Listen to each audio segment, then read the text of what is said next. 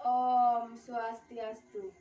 Perkenalkan, nama saya Nikomangnia Astuti Dewi, nomor absen 22 dari kelas 11 IPS 2. Perkenalkan, nama saya Nikade Ayuvina Paramita dari kelas 11 IPS 2, nomor absen 17.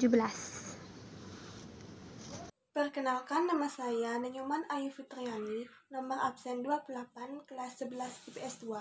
Kenalkan, nama saya Nikomang Putri Cahyani, nomor absen 23, kelas 11 IPS 2. Di sini kami akan menyajikan masalah pengangguran. Pertama, saya akan membahas materi tentang pengangguran. Pengertian pengangguran adalah istilah untuk orang yang tidak bekerja sama sekali, sedang mencari kerja, bekerja kurang dari 2 hari selama seminggu, atau seseorang sedang berusaha mendapatkan pekerjaan yang layak.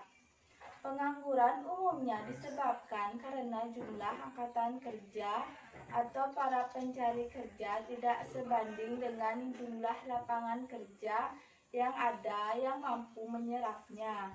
Pengangguran seringkali menjadi masalah dalam perekonomian. Karena adanya pengangguran, produktivitas dan pendapatan masyarakat akan berkurang sehingga dapat menyebabkan timbulnya kemiskinan dan masalah-masalah sosial lainnya. Dan kaitan pengangguran pada saat COVID-19 yaitu pandemi menghampiri negara kita. Mau tidak mau, dampaknya pada sektor ketenaga kerjaan ini sungguh luar biasa. Dampak dari pandemi COVID-19 meraba ke segala aspek, terutama pada sektor perekonomian negara Indonesia, sehingga pertumbuhan ekonomi menjadi sangat tidak stabil. Bila prediksi yang ditunjukkan untuk pendidikan dan penelitian ini benar, maka pertumbuhan ekonomi Indonesia akan mencapai titik terendah pada kuartal kedua. Pandemi virus corona atau COVID-19 menyebabkan tingkat pengangguran di banyak dunia mengalami lonjakan. Meningkat berlakunya anjuran dari pemerintah agar tidak keluar rumah atau diberlakukannya PSBB. Banyak orang yang mengakses pekerjaan, pendidikan, tempat hiburan melalui teknologi dan informasi online. Hal inilah salah satu penyebab dari perekonomian melemah. Beberapa masyarakat yang bekerja di sebuah perusahaan, banyak para pekerjanya yang dirumahkan, bahkan di PHK. Sehingga kebingungan akan bekerja untuk memenuhi kebutuhan mereka sehari-hari. Tidak hanya di PHK, secara massal dari sebagian pemilik usaha sendiri mendapati kerugian. Selain di PHK, permintaan, suplai, atau produksi tersendat, kemudian usaha-usaha jadi gulung tikar, yang itu sudah pasti seperti yang kita rasakan sekarang ini. Kegiatan ekonomi banyak tertunda akibat dilakukannya pembatasan sosial.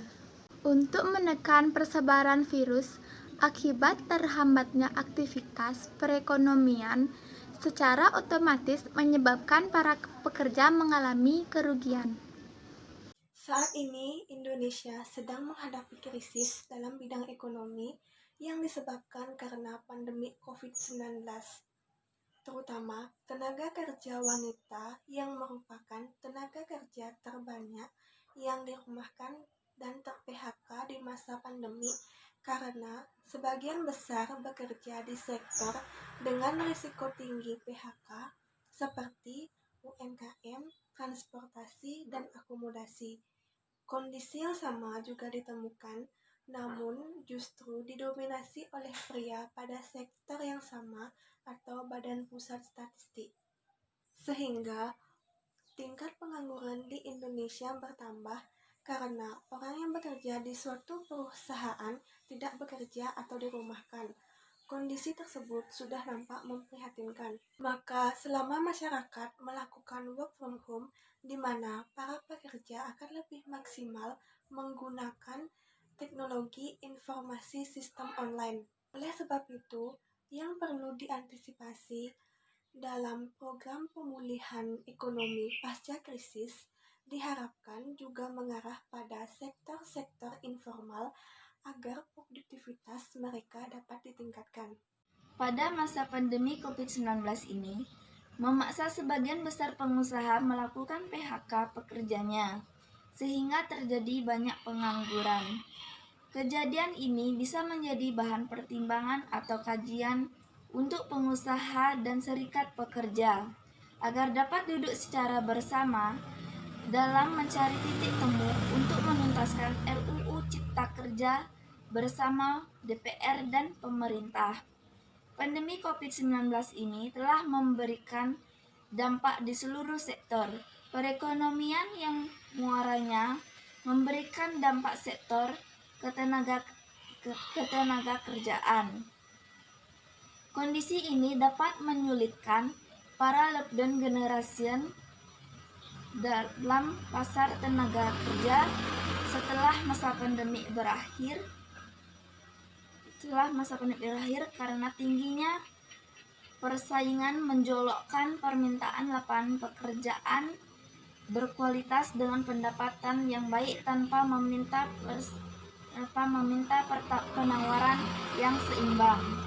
Sekian video dari kami. Jika ada kesalahan, saya mohon maaf. Saya ucapkan terima kasih dan Parama Santi. Om Santi Santi Santi Om.